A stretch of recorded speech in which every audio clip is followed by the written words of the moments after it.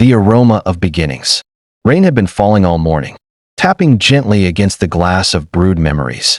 A small coffee shop tucked between a bookstore and a flower shop. Inside, the world felt warm, cinnamon in the air, soft jazz in the background, and the gentle hum of a coffee machine weaving its melody through the quiet. Emma Collins, a freelance writer in her late 20s, sat near the window with her notebook open and a half-empty cappuccino beside her. She had been coming here for weeks, hoping that inspiration would strike. But instead of words, memories filled her pages, fragments of a love she once had and lost. Then came Liam Hayes, the barista with kind eyes and a smile that seemed to know every heartbreak and joy in the world. He'd seen her many times, but had never dared to start a conversation. Until that day. "Refill?" he asked, holding the coffee pot like a peace offering. Emma smiled softly.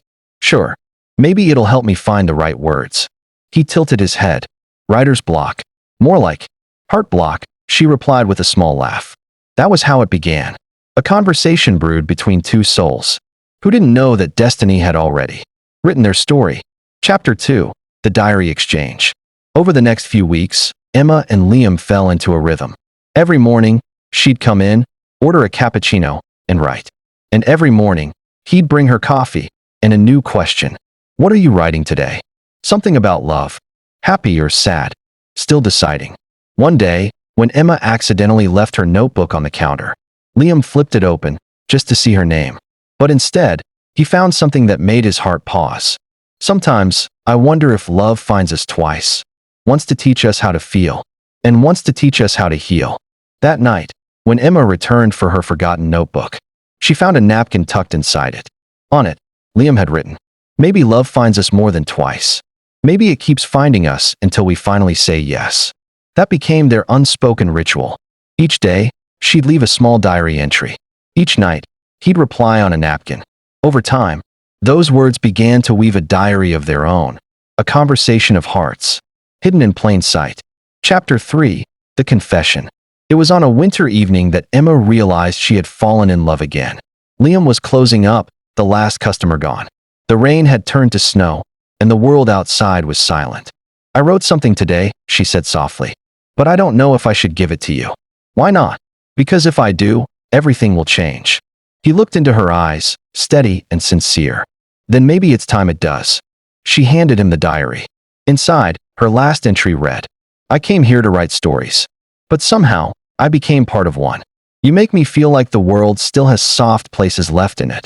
Liam closed the diary, took a breath, and whispered, "Then let's not let this story end." That night under the falling snow, he kissed her, and for a moment time stood still. Chapter 4. The Letter That Never Came. But life, like coffee, sometimes turns bitter before it gets better. A few weeks later, Emma received an offer. A writing job abroad. Her dream. Her chance to escape the shadows of her past. "I'll only be gone for a few months," she told him, but her voice trembled. "I'll wait," he said. She promised to write. He promised to answer every letter. But somewhere between the flights, the deadlines and the distance, the letters stopped arriving. The last one he sent, the one she never received, simply said, "No matter how long it takes, I'll still be here. Every morning, one coffee waiting for you." Chapter 5. The Years Between. 5 years passed. The coffee shop changed owners twice. The wallpaper faded, but Liam stayed, managing it now. Though the sparkle in his eyes dimmed a little each year, every morning he still brewed 2 cappuccinos, one for himself, one for the girl who might never come back. And then, one rainy morning, just like before, she did. Emma walked through the door in a beige coat, holding a worn-out leather diary. Their eyes met, and for a heartbeat the world forgot how to breathe. Chapter 6. Love Rewritten. "You kept it," Liam whispered, staring at the diary. "I tried to forget," Emma said softly. "But every story I wrote started with coffee." They sat at their old table, 2 cups between them. No music, no rain, just silence, thick with the weight of all the words they hadn't said. "I got your letter," she said, tears in her eyes. 5 years late. It was in my old apartment box." He smiled faintly. "I meant every word." "I know," she whispered. "And I never stopped waiting either." He reached across the table and touched her hand. Warm, familiar home. Chapter 7. The Last Entry. That night, after the shop closed, Emma opened her diary again. Some stories don't end. They pause until love is ready to write again. She handed it to him. "Write the next page," she said. Liam took the pen and wrote, "To the girl who taught me patience, to the rain that brought her back, and to the coffee that never went cold. Love brewed over time is still the sweetest." They looked at each other, not as strangers finding love, but as souls recognizing home again. And in the corner of brewed memories, with the scent of coffee and rain all around, love began again and stronger, deeper, eternal. An epilogue, years later. The coffee shop still stands, a little older, a little warmer. A framed diary sits near the counter now, its pages filled with words that once belonged only to them. Sometimes young couples come in and ask, "Did they really exist?"